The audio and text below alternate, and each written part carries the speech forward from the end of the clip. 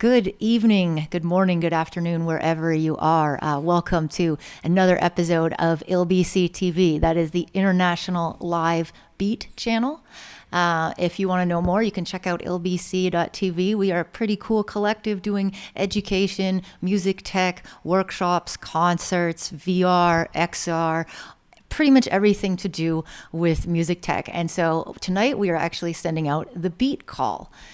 This is going to be a little bit of a workshop, a little bit of story time. It's going to be focusing on sampling and teaching you a little bit of tips and tricks on sample pack making.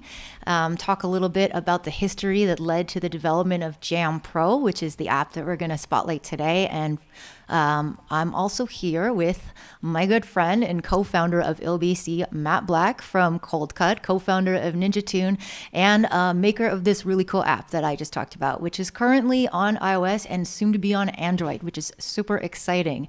So nice to see you, Matt. Thanks for joining us. Thank you, Elle. Yeah, I'm here. I'm sort of fiddling around with Facebook trying to get it to work on the Cold Cut channel, but maybe it's not going to play ball. But never mind, we're here on Twitch, and welcome to everyone tuning in. I'm excited to show some funky stuff. So how do you want to proceed? You drive. Wicked. Okay, so basically I'll just give you a little short script of what we're going to do tonight so you know what to expect. First, Matt is going to walk you a little bit through JammPro, explain what it is, and do a little bit of a demo, which will be really fun. And then we're going to tell a few stories and talk about the history behind this app. I got really inspired because I was sort of looking into it myself, and apparently Matt told Music Tech that this app has been in development for 25 years, which I thought was, wow, longest developing app ever. And I looked into it and just was really surprised to just find out about how much stuff you and Ninja Tune have been doing since the 80s in the world of not just sampling, but sampling technology and ways to use different tools in both live performance and production and making tools for others. So we're going to talk a couple of stories about that. And then we're going to talk a little bit about sample pack making in general, some tips and tricks. How do you make a good samples? How do you make sure they're good quality? And then we're going to tell you a little bit about the parameters of the challenge and invite you to submit your samples. So what's going to happen after that is in about 2 weeks, Matt is going to come back and do a JammPro set with the samples that he likes the most from people that submit. So we've got the submit link. It's going to be slowly scrolling across the bottom there. It's bit.ly/beat-call. Simple link. We'll explain more instructions later how it works, but if you're just raring to go and you want to submit your samples already, you can go there.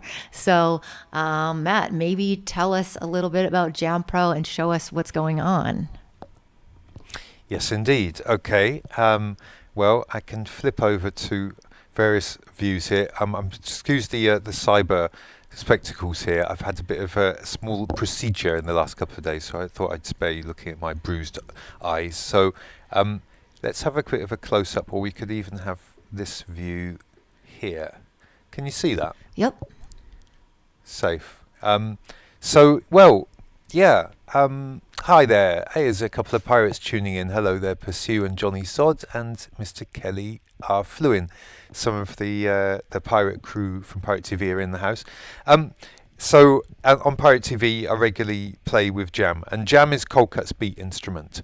So that is something that we've been developing, as Elle said, for I think it's more than 25 years now. Because in the mid-90s, Coldcut were doing our live shows, and we didn't want to just play records, and we didn't want to get a band and sort of teach them to play the licks and then pretend we were a band, because it was more like electronic music. It should be done in a different way. So we started developing some kind of digital instrument to do that, and the first version of that was called DJam and used to run on Windows NT on the laptop. And then when Apple came out with the iPhone, I thought, well, this is a good idea to jump on. Let's maybe go back to have a bit of DJ food. Jump onto it and start doing something with these new touchscreen devices. So that's what we did, and the first version came out in 2013, and that was called Ninja Jam. And you can still get that, people, free for your iPhone and also Android phones. And there you can mix around with various Ninja tunes like Bonobo and DJ Food and Amon Tobin and remix them. But you can also make your own track as well. And what we discovered really was that people wanted, more than anything, was to make their own music, not just remix stuff. So with the new version, which is called JammPro, then you can load your own samples, you can record in, you can totally use it as a music making app. So shall I dial up some sounds, Ellen? Give a little walkthrough of how it works? Yes, please. So if I just go back to here, this is what we call the store, and this is where I've got all my different sample sets. Some of them are like this, DJ Food Dark Lady. Some of the Ninja fans will remember that one from way back. There's one, Two Fingers by Amon Tobin, Fool's Rhythm. That's quite a funky one. And then there's just bunches of other sample packs which we put together, some from our friends at Loop Masters. And I see, you can vaguely see it scrolling behind, can't you? That's almost quite good. Let's go back to that view there. And yeah, so these are all different sets which I could mess around with. But I'm going to go back because something it's a little bit known, so you can maybe hear what we're doing with it. DJ Food, Dark Lady. This was one of the first Ninja tunes, one of the early DJ Food tracks, and one of the ones that gave Ninja Tune an identity. Let us press play.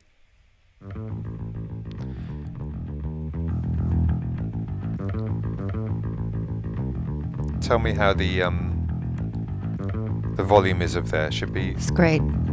So is it about right with my voice? Sounds a reasonable balance? Sound and lovely.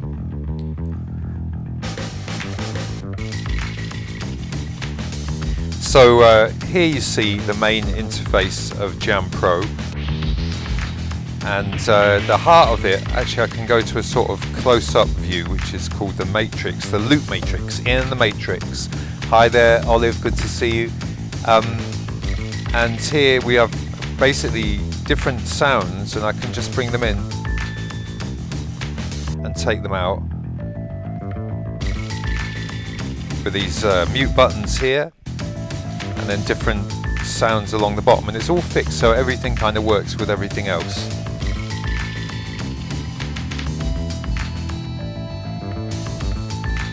That's one of the paradigms, main paradigm of Jam. Everything works with everything else, so you can't go wrong. And all these sets are designed that way so that everything works nicely with everything else. And I can just kind of freak out and change the combination. And without remembering what each and all of these things do, I tried to give them helpful names, like a bit of acid. And bring the beat back.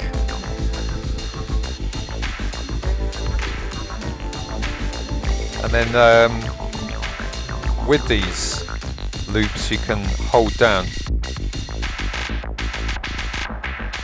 Hopefully you can see what I'm doing there with this circle. That means I'm touching. Let's go to another view. Let's keep that in the background. Okay. Hopefully you can just pull that a bit down. Yeah.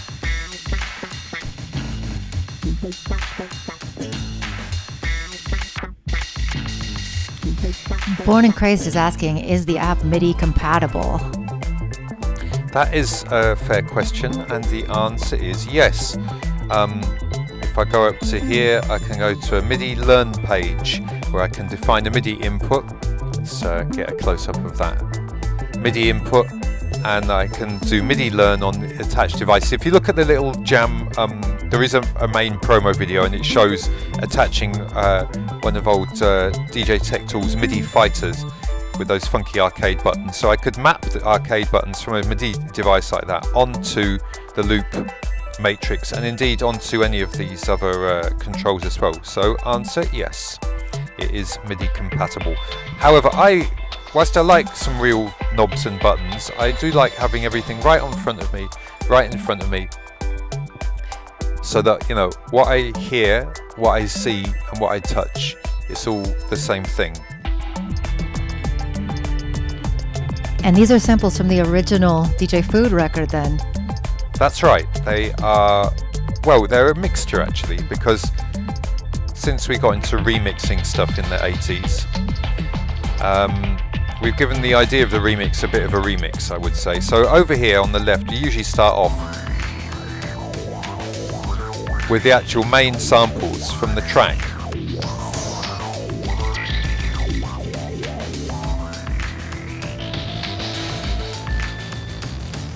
In my headphones, the music doesn't sound quite loud enough. Shall I give it just a little boost like that? Perfect. Back to the play page. So I say I was just over here, which is in the matrix, and then we've got the stabs. Let's check out the stabs. Effect stabs.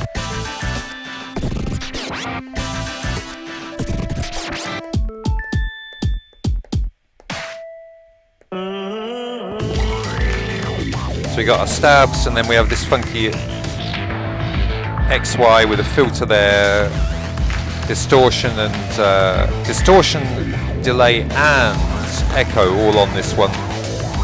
And this controls which of the channels are routed to the XY effects. I just have the bass and the drums going. Now I turn the bass send off. Now the filter, here it's only affecting the drums, the bass is not affected by that, so that gives you quite a lot of control. And then my favourite one, the cold cutter. This is the most complicated and funky part of the app, and it has these what we call super fills here, which are sort of pre-programmed beat effects and a stop beat.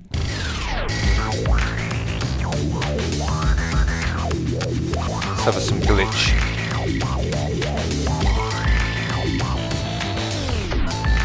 Yeah.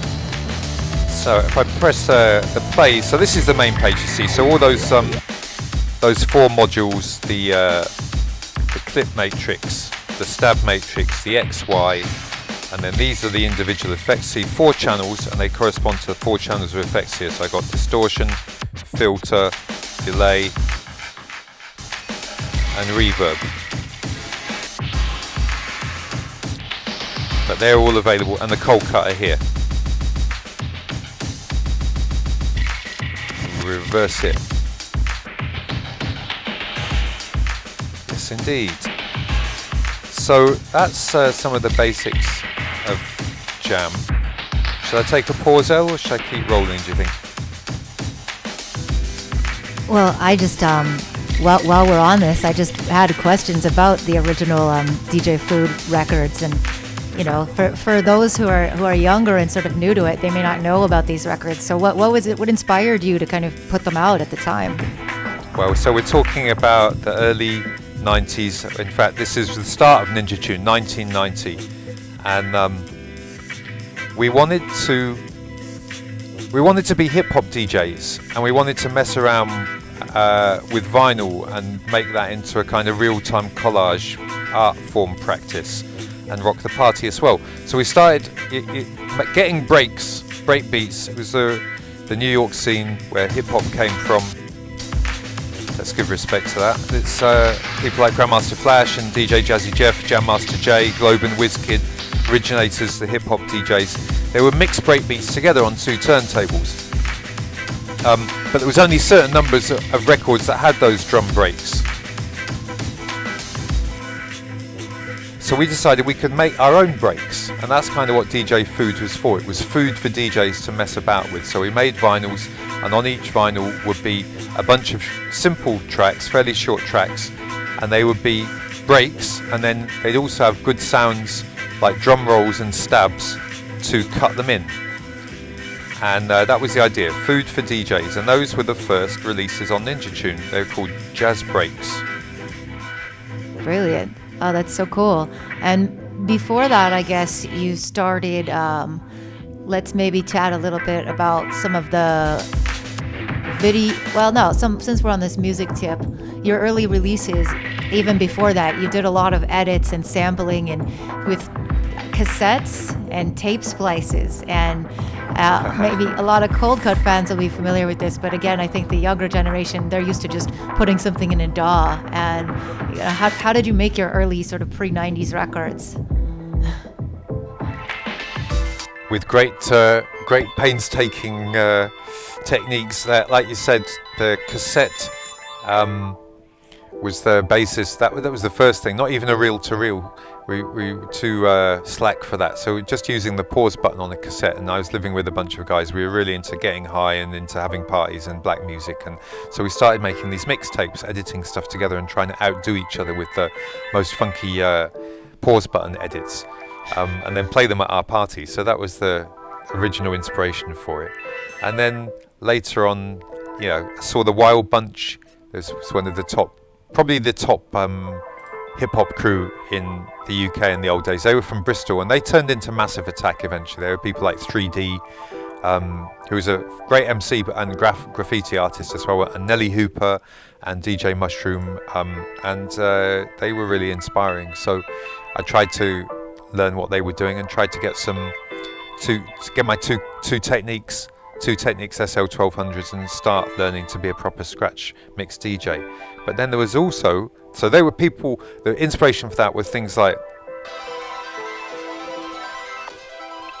records from New York like Grandmaster Flash, Adventures on the Wheels of Steel, amazing real-time collage using 3 turntables.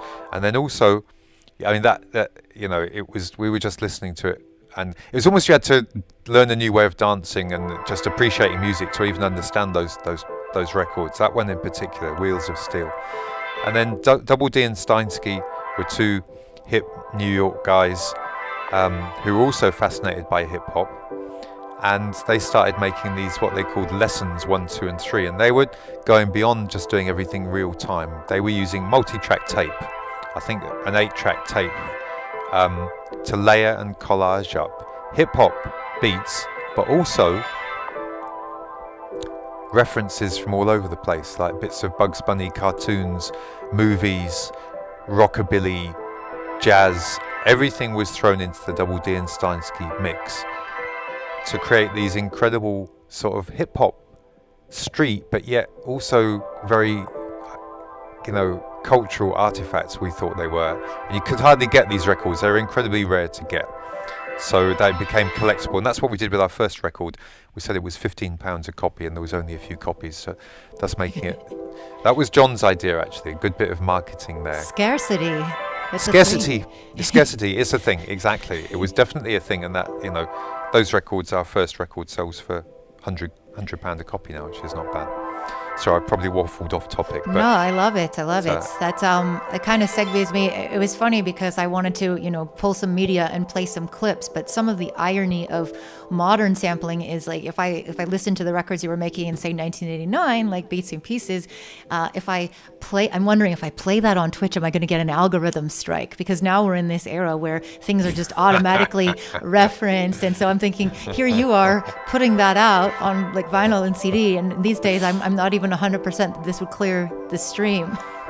well, that's a very good point, actually. I mean, when we first went to pick up our first records from the pressing plant, right, we gave false names because we thought we might get arrested, because basically it was a bootleg and we didn't have rights to use any of these quite large sections of like the Jungle Book and James Brown and, the Good, the Bad and the Ugly and so on. I'm just playing visuals without the music. That's going to be my hack. So, it's Beats and Pieces, Led Zeppelin being the main drum break on that. But with Beats and Pieces, we were using quite short bits, and they were quite heavily layered up.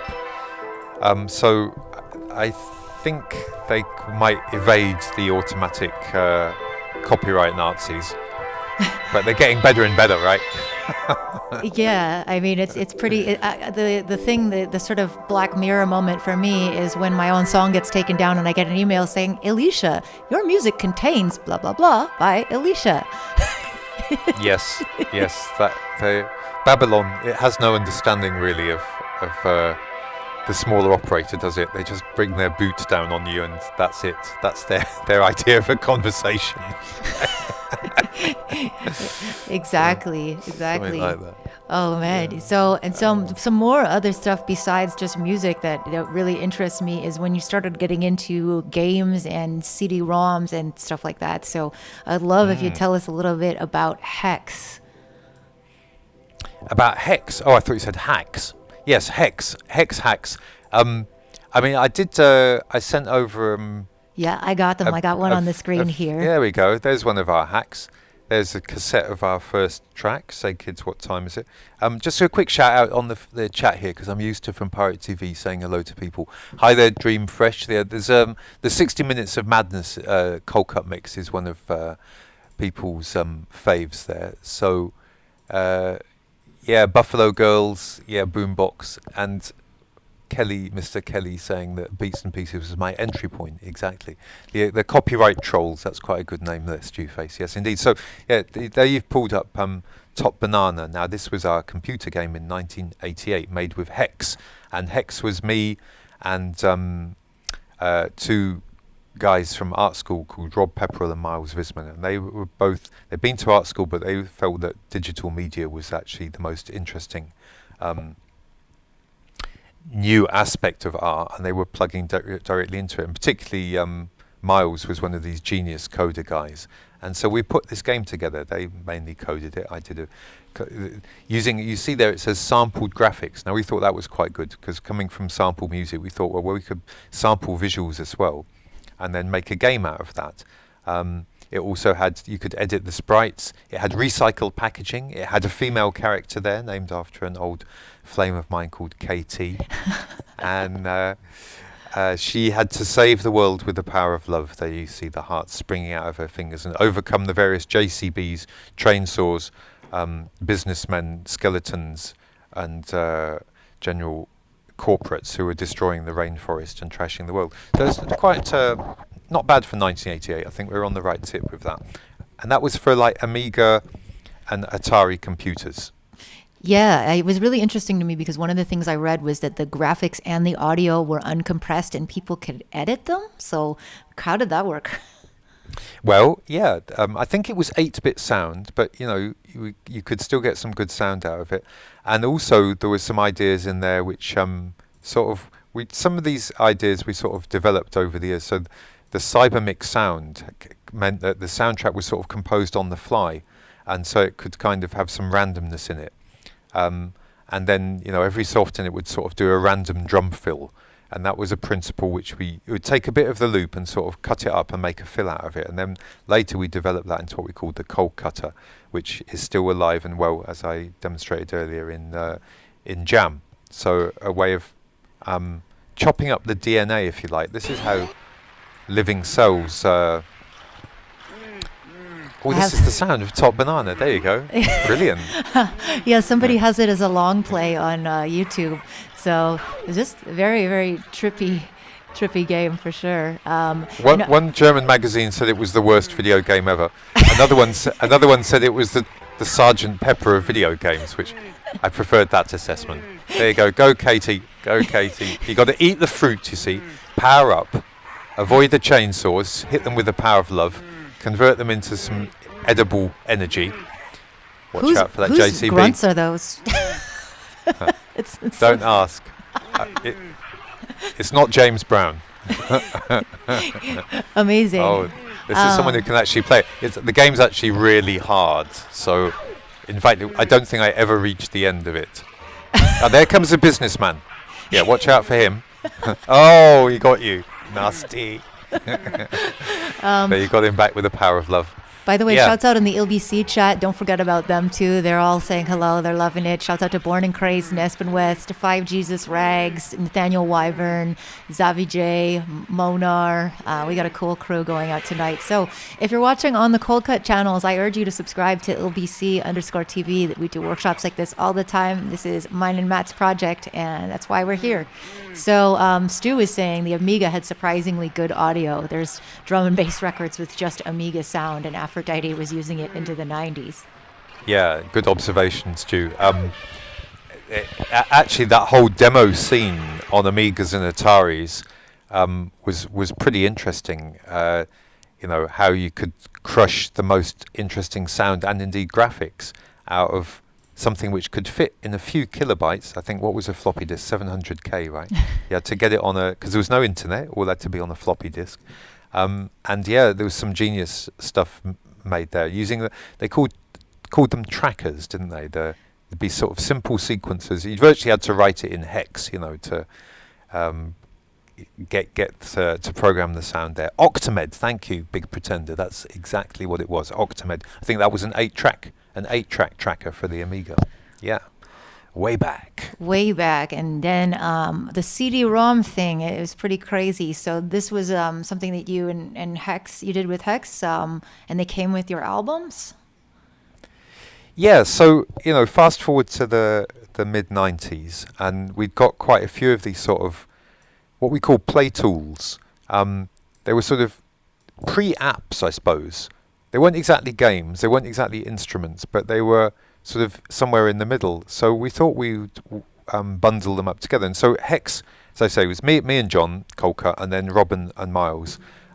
So we got together and put a collection of these on a CD-ROM. So when you bought that album, you came with one CD of music, but also it came with a CD-ROM, and that would run on your Mac or your PC. Wild Tangent, Dan Buzzard was helped us put that together. And the things like what we're hearing in the moment is, My Little Funkit. That's, wow, did you put this little demo together, El? Oh, how sweet, thank you.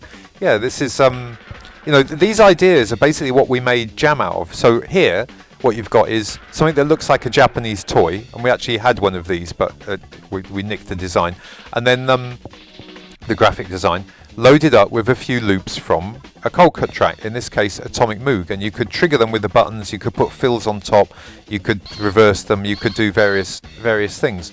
So that idea is like, not only, we don't want to just release a track, we want to take the parts and then put it into a format where we and other people could play around with it and do different stuff. So that was a kind of playback engine, and I don't know if you got there was also one there called Playtime. Yep, I got that one too. So let me just change the cartridge. Junk. Yeah. Now listen to that, man. That automatic funk machine.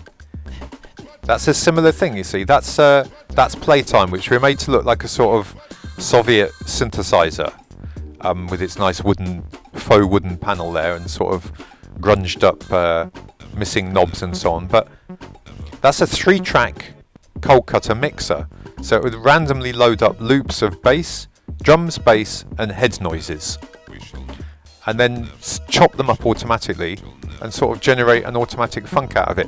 I think the high point of that was when we used it to make a track that we did with Jello Biafra. Oh, wild. That ended up, I think, on the album. The track was called Every Home a Prison. So yeah, these sliders, you would just move them around. You didn't really need to know what you were doing, and it would sort of see some quite rude little beats coming out of there. And what operating system was this? Well, it was all done using what was called Macromind Director, okay, which was a sort of way that you could plug stuff together without doing full-on programming. And I think Miles wrote some cool little code to plug into it to do the cold cut bit. And Rob also was involved in the programming. They were two really bright guys, and it was amazing working with them. But yeah, Director, and it would work on Mac and PC with a little bit of persuasion. Wow. Yeah. Automatic funk machine. That's what we were saying earlier, Alan. Part of my quest has just been to sort of try and come up with some stuff where we can just kick back, skin up and let the machines get on with it and put ourselves out of a job. Yeah, I don't know quite why, but the idea's got something there. We were talking about that a little bit before we started, about how it's kind of a compulsion more than it is even something that we like to do now. Like, what did you say? It was like problem solving or something? Well, in a way, maybe mute the playtime or turn it down. Oh, it's so good. But, thanks for digging that out. Yeah. So yeah, it's got the Say Kid sample in there. So we just filled it up with, Cold Cut's Kleptomania was a sample CD that we did. A lot of it was I think a problem-solving, quite geeky hit for me and my mates. Was we was like, wouldn't it be cool if you could do this? Well, we could do that if we got this to work, and then we made it work with that. Oh, it doesn't work. Right, we need to do that. Okay, and then eventually we get it working, and it would be quite cool. And then we think it would be even better if it could do that as well. Then we'd be able to do this. So if we got that other piece that's over there and link that in, then that would be really amazing. We'd really have our full audio-visual funk machine there.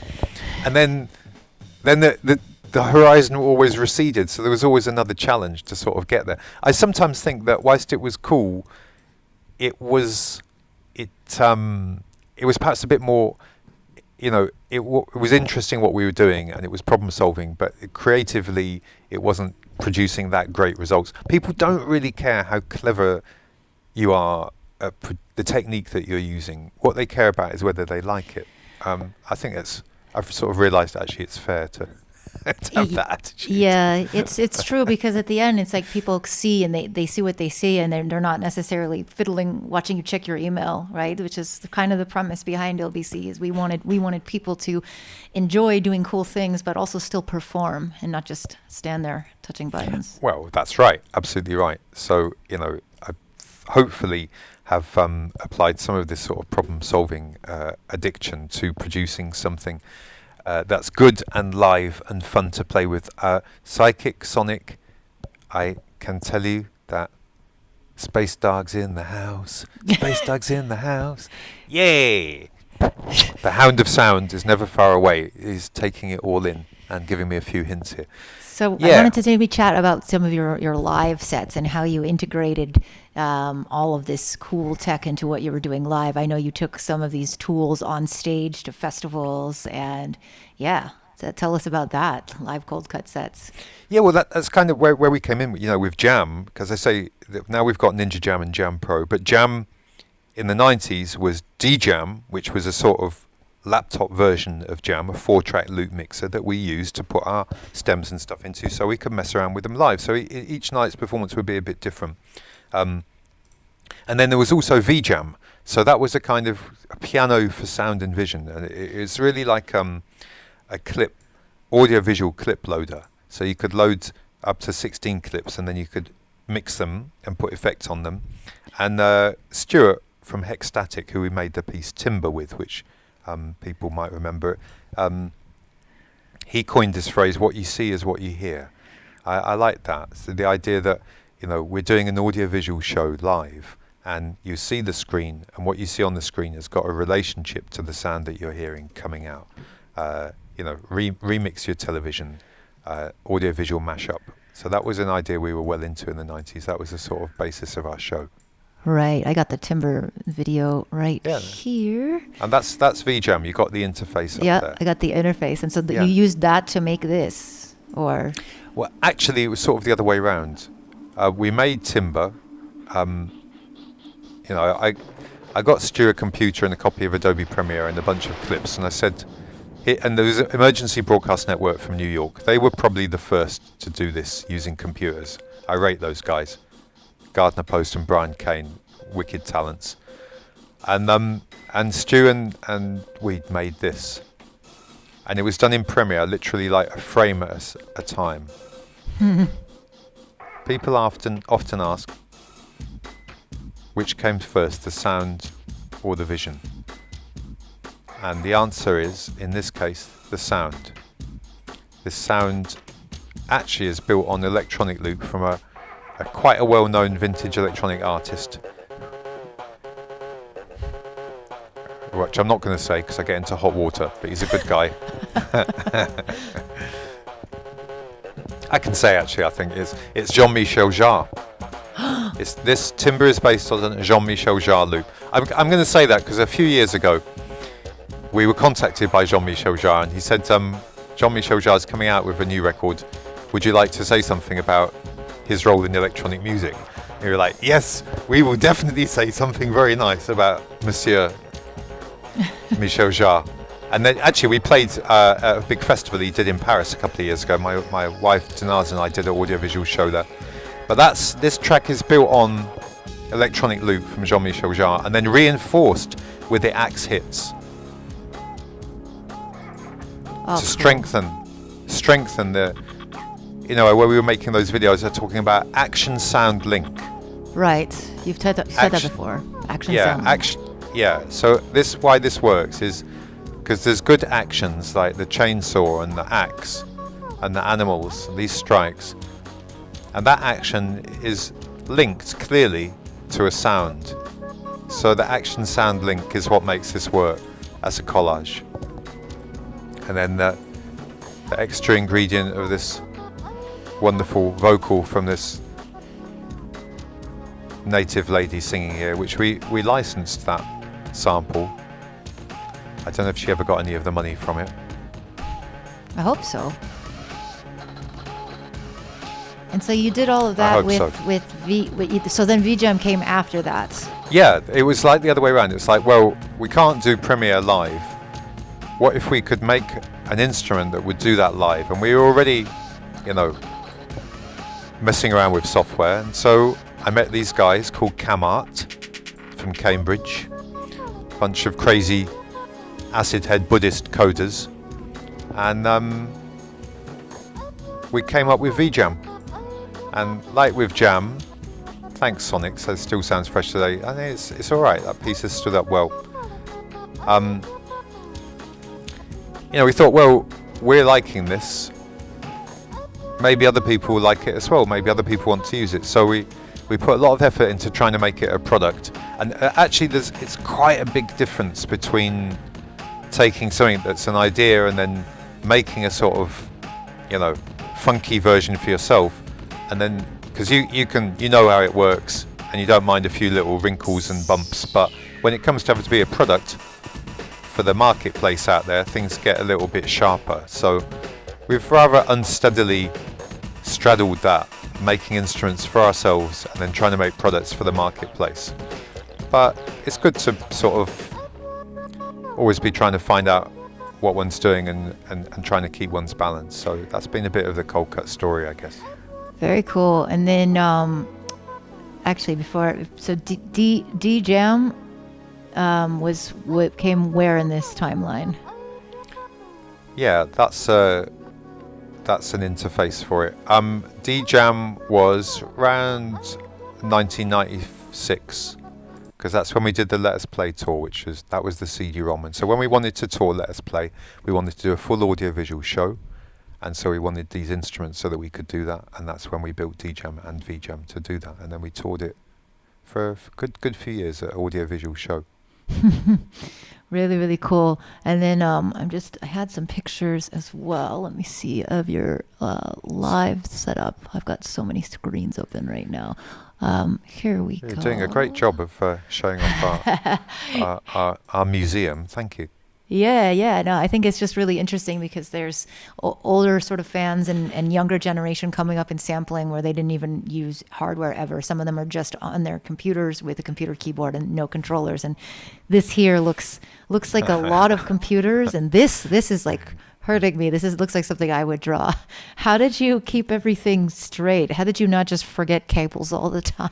Is my question. You get it down. I mean, I've had that experience. If you get to the gig and one of the assistants, I say, "Where's the cables?" He didn't bring it, and so they had to literally take cables, splice them, trying to sellotape them together. Anyway, the show's always gone on, right? Always, every time we have got the show on, no matter how horrific the challenges have been. And sometimes I think part of it is just the art piece of these crazy thing that what you motherfuckers are crazy enough to take this out. And so that's an earlier, what you're looking at now, that's an earlier version of the set. That's more typical of what I was talking about, the Let Us Play set. Mm-hmm. And that contained, I remember I was just at Tokyo airport and I saw this thing that looked like a CD player. It's right there, just on the near the middle. It's a CD, it says a video CD. Right, this was before DVDs. They didn't have DVDs then, but it was a video CD. So I bought it, and then I got a system where I could burn video CDs, and so that way you could have a bunch of videos on a what looked like a CD, and you could skip through the tracks really easily, which was a lot better than having videotapes. And so that generally they were the sort of video backing, and then with VJam we'd scratch the audiovisual samples on top, and then John would do the DJam would do the audio beds underneath. Yeah. Super, super neat. And then I saw the show reel thing. Are these from just your shows or Hex shows? It was in the Hex folder. So. Sorry, I was just having a quick look at the demask to say how long did it take to make timber. You'd have to ask Stuart. He actually did the hard bit of sitting there. It was several months' work basically. And when you're trying to make something new, it's hard. Because you're just sort of groping in the dark, really, and that's what it was like with that. And there was lots of input from different people into that. But Stuart was the main guy who had did the actual hard work. And at the end, I thought, this is the future of rock and roll. Audiovisual art. It took a long. We really thought that we were onto something exciting in the 90s with this, and then it sort of didn't really take off. And I don't know, maybe we were a bit too punky. We used to be quite political with the stuff we were doing as well. Maybe the establishment didn't like that, but maybe it just was a bit too early. But I feel that we eventually won, because if you go to electronic music shows now, big shows, and we've just had Coachella, haven't we? You'll see these massive setups. Elle, you've probably played on them yourself, with really good mapped visuals, and synchronized to the music, and the whole, the lasers and the lights and the video screens will all be integrated now. And it's sort of, we won in the end. Visuals, electronic visuals go with electronic music. It's a thing. So that's what we were sort of trying to get at. Really, really cool. Cool. So we pretty much have now gotten into the current state with JammPro. We have a question from the ILBC chat, which is, could you imagine the modern version of JammPro gaining live looping functionality? And I mean, I think you can record audio in, but maybe it just means in a more complex way. Well, actually, you can use it quite well as a live looper. Was that a question in the chat? Yes. Yeah. I'm pleased to say that you can use Jam as a live looper. I wonder if I'd be able to give a little demo of that. I probably might. I haven't used this setup. I've been in India for 2 months. It's the first stream I've done for a while, so it's all a bit strange to me again. But I could try and do a bit of live looping. I wonder if it'll work. Shall I have a go? Why not? Shall I dial up? Let me dial up another pack. Maybe I think full disclosure here, it was ill-esha who designed and made with her friend Frost this pack that comes with JammPro. This is included with it, so you download it and you get this trap pack, Quantum Trap, made by ill-esha and Frost, which is, of all the different packs that we had, your one was the best one, so that was why we decided to license it. Thank really you. good high quality production. So I wonder if I'm going to show myself up here. I mean, let's see. So 1, 2, 3, 4. See, I'm in the sampling in mode now, right? 1, 2, 3. It could work. I haven't tried this, so if it doesn't work, you bear with me. All right, let's just roll. You can hear that, yeah? It's still there. Yep. 1, 2, 1, 2. Yeah. Okay, so let me record. Let's do 4 bars. Yeah, we're here on ILBC. That's right. It's my girl ill-esha and me. We're rocking down. Yeah, we're here on ILBC. That's right. It's my girl ill-esha and me.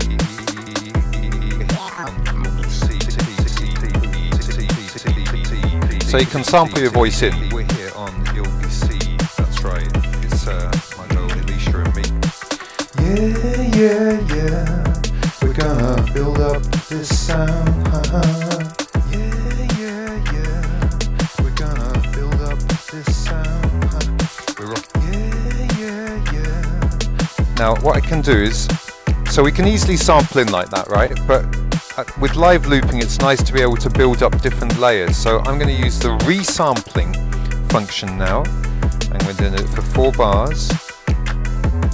It's going to be stereo. Now what do I want to record in? I want to record in the audio in and the FX channel, which is what we've got. Yeah. We're gonna build up this sound. Yeah. We're gonna build up this sound. Yeah. Let's see if that worked right. Build up this sound. Yeah. Let me have another go. So what I'm trying to do is I'm mixing what's...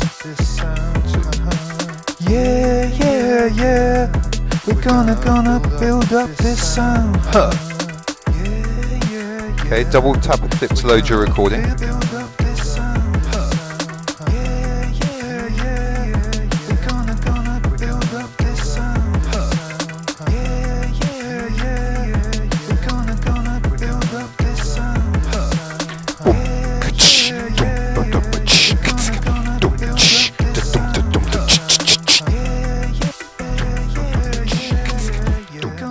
So I built up 3 levels there.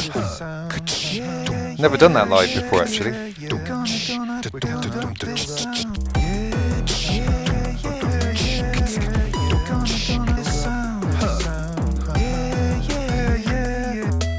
Okay, so you get the idea. In short, yes, you can use it as a live looper.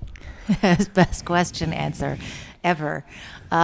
Cool. So let's talk about the sample pack challenge, how sample packs work, things like that. So we have a question from Official Rags from the ILBC chat about it. Will segue us in, which is, when you're working selecting samples, is there a checklist of sorts that helps you decide if a sample is worth using or not? And that kind of makes me think of wanting to ask you about those endless jam sessions and sort of figuring out what makes a good sample. So what's your take on that, Matt? Well, the first thing, and I think we're going to spell this out for the beat call, as we're calling this sample challenge, is that you want samples in a set to all work with each other. You want it that everything works with everything else. This is a simple but very powerful paradigm which really makes jam work. So what we'll normally do is we'll decide on a BPM and we'll decide on a key.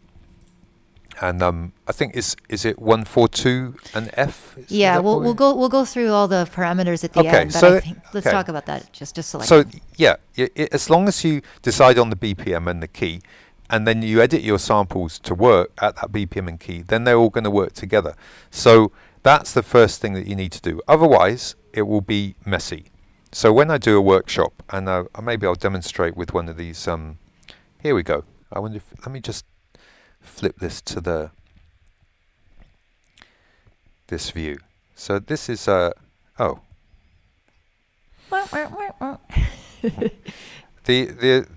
Actually, I can just give a quick plug, which is that we've just released a new update. This is the test version, so this isn't the update, but the new update is quite a bit more efficient than the previous version of Jam, which means that it will run on somewhat older, lesser powered iPads than the previous version did, and my guys have put a lot of work into making that happen.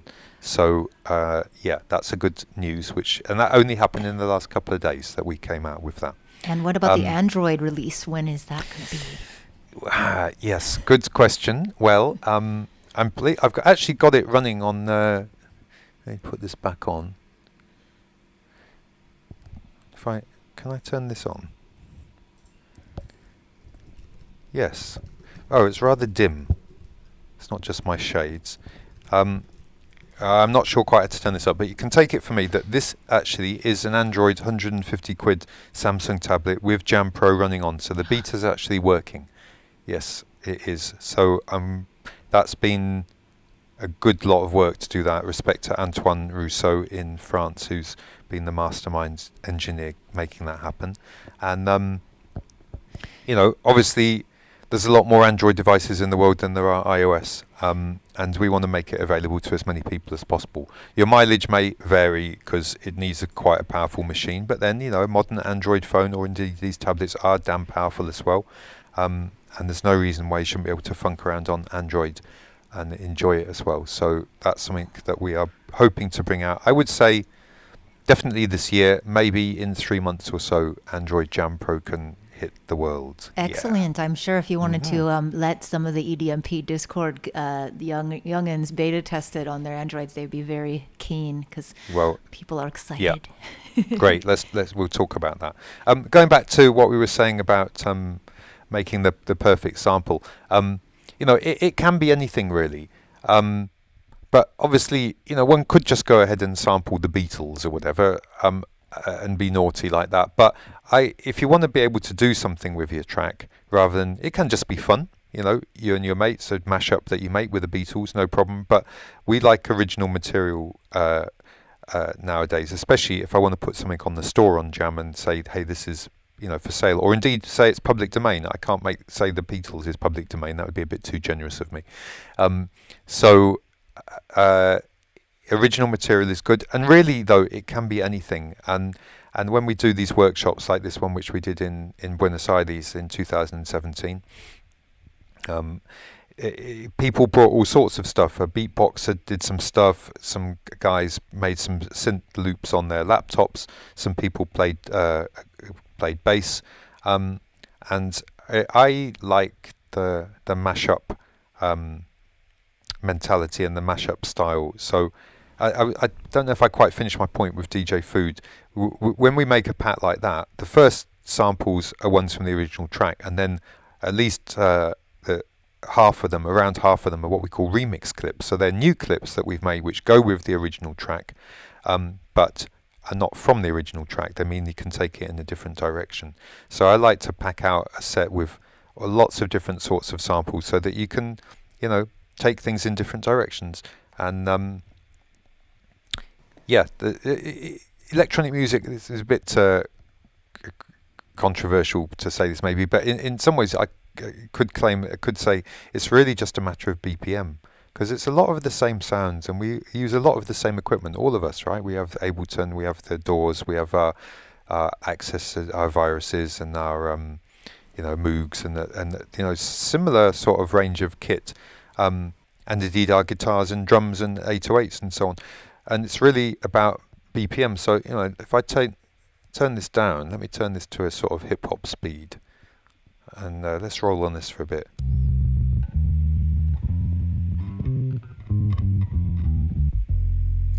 I like this mode time stretch. It can be per clip, which means it tries to time stretch it, but I prefer repitch all, which just slows it down like a record.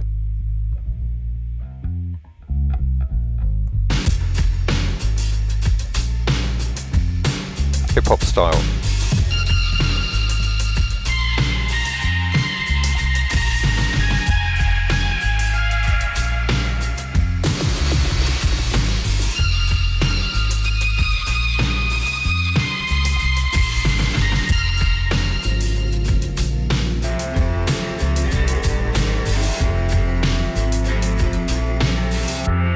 That was a wicked sample, this. I remember now, a guy came in with a sort of homemade guitar which he'd made and played this riff on it, and we edited it down, edited a cool bit out of it. But if I speed it up, what natural BPM is this? 140, I think. Tap on this.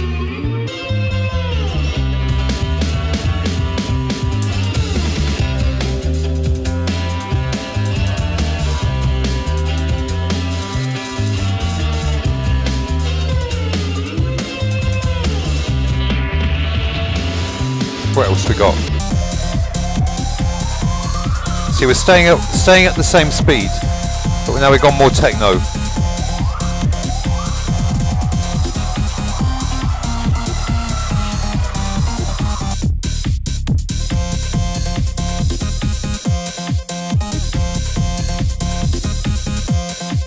It's a while since I touched this pack, but a bit of everything in here.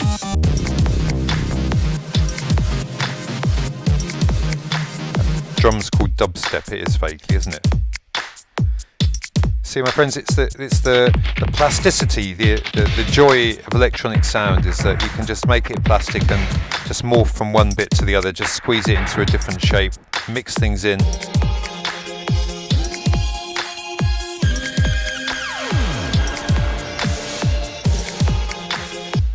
Another feature about Jam which I didn't show, which is a big improvement over the first version, is say I've got a combination I like here. By the way, these on-off buttons for the effects are all mini XYs. I don't know if you can see that, but I'm controlling the pre-delay and the depth of reverb here by sliding around on this mini XY. Small, delicate movements of your fingertips, you can have a lot of fun. So let's say we like that combination. So I hold at the top, I give this patch a name, call it ILBC. Did that happen? ILBC, and save it, saving patch, and now I've saved that combination there in that patch. If I tap it again at the beginning of the next bar, it will bring it in. 2, 3, 4, 1, 2, 3, and hit it.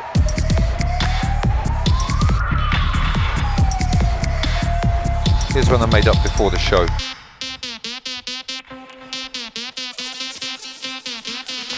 Four independent sets of effects, 5 actually, each with distortion, filter, reverb, delay and pump on each one.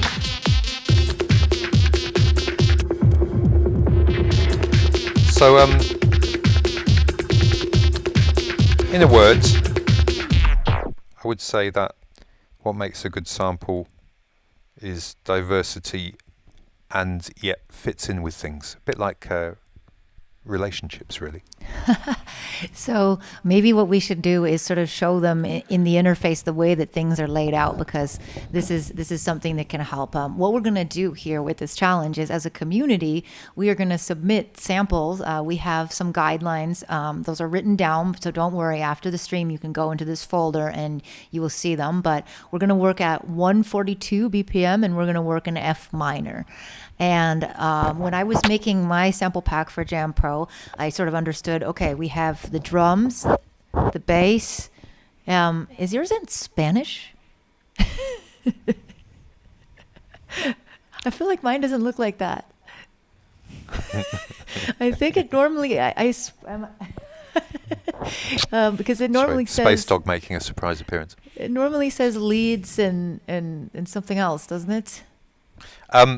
Yes, it is. It says Mas drums, and bass, K. and más que nada. Huh? So yeah, bit of Spanish influence coming in there. Yeah. So that's a good point to illustrate it. Actually, basically these 4 channels here each have a name, but the name can be anything, and I could name them in this edit page here. But these ones are called drums, bass, mass, and K. Let's change K to be spatio or something like that. Right. So then when I go back, then that channel's changed its name to spatio. Also, you can change the names. Yeah, you can. Yeah, and you know, naughtily, these channel names are not necessarily that coherent, because whilst the first channel nearly always is drums and the second one nearly always is bass, the next 2 can be anything, and I don't want to have just like 8 samples of guitar, for instance. So that's why I called it mass. It can just be a bunch of stuff. So let's have a look through what we've got. It can be anything. So for this pack, that's how you dealt with having a big sort of selection, I guess. Exactly. Basically, the typical way to do it is a drums channel, a bass channel, and then 2 miscellaneous channels.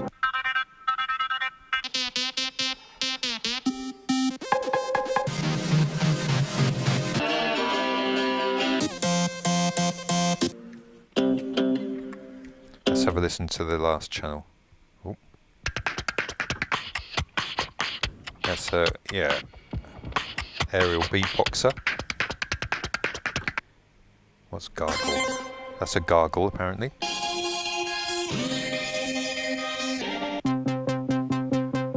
Simple kebab trammer, I think that's. Ha ha ha. Ever had a feeling that you've been cheated? Quick Johnny Rotten quote there. Oh, I like this one. Listen to the background noise.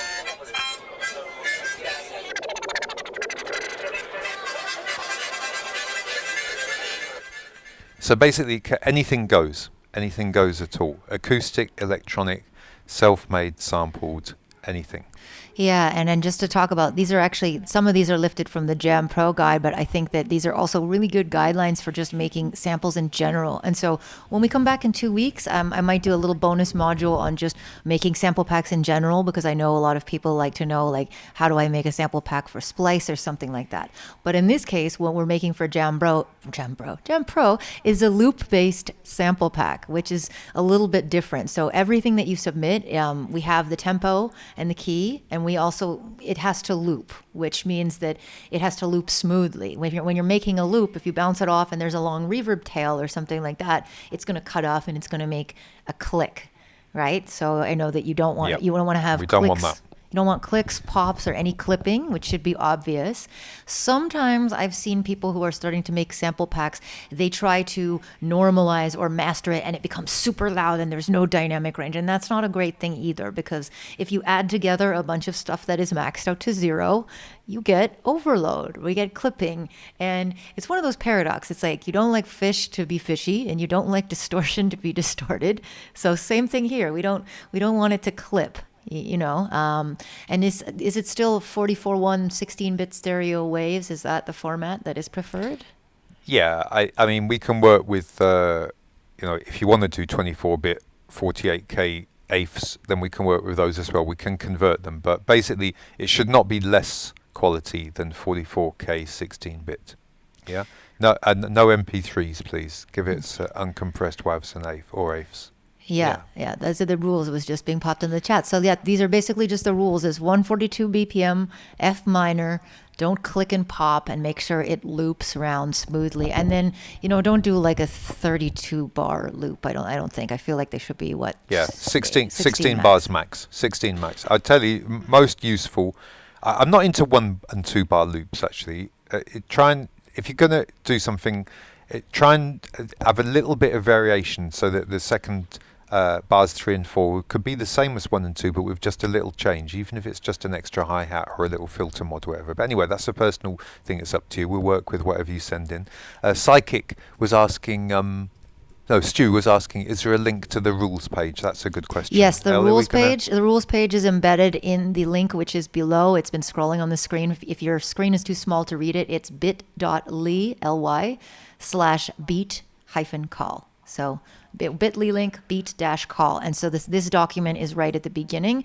And you're going to make a folder inside this Google Drive folder and just put your artist name or your username or whatever you want us to call you and drop all your samples into that folder. So it's pretty simple. There's not a lot of rules, just 142 BPM, F minor, don't click, don't pop, and really anything goes. And then Matt is going to come back and jam with a set that we make from the most interesting, coolest samples. Yeah, great. And I think perhaps we should declare it as well. By the way, F minor, I think we just say F, right? I'm not sure I know the difference. So let's just say F, to keep it simple.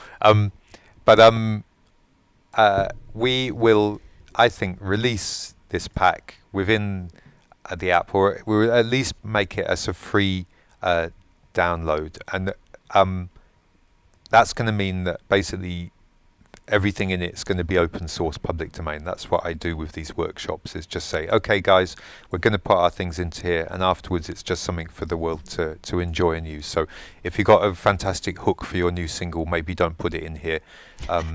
Send us something that you won't mind if someone takes it and has a #1 record with it, yeah? Which would be a great result, I think. Public domain, and that is something that is rare. As we were talking about at the beginning of this call, it's much more likely to have your own music struck by the algorithm than it is to just find something that people are allowed to use. So yeah, open source, we're all about sharing. That's what this channel is about. And of course, you can always hit us up on all our socials if you have any questions or want to get involved in any other way. So thank you, Matt, for showing us all this stuff. Looking forward to your jam. Well, I'm really looking forward to getting some sounds from you, the community out there. With Pirate TV, we have some good, as we say, give us some signal. So this is in that vein. You pirates out there and everyone else tuning in to International Live Beats channel. And yeah, this is a little thing we're trying to get going. So please support it and yeah, give us some signal. Get your sound in there. Absolutely. And we'll be back two Sundays from now, which I think is May 8th, same time, to do the final and round off of all these samples. So at that point, you will get to hear your stuff in the set, and we will make this community pack happen. Great stuff. And ill-esha, thank you very much for digging out all that Cold Cut archive and making a nice little presentation of that. So I've forgotten about all those things. Nice one. Thanks for sharing, and thank you everyone for tuning in. As Matt said, please subscribe to ILBC_TV. The folder is open right now for your samples, and we will see you in 2 weeks. Good night. Bye from Space Dog 2. Ciao.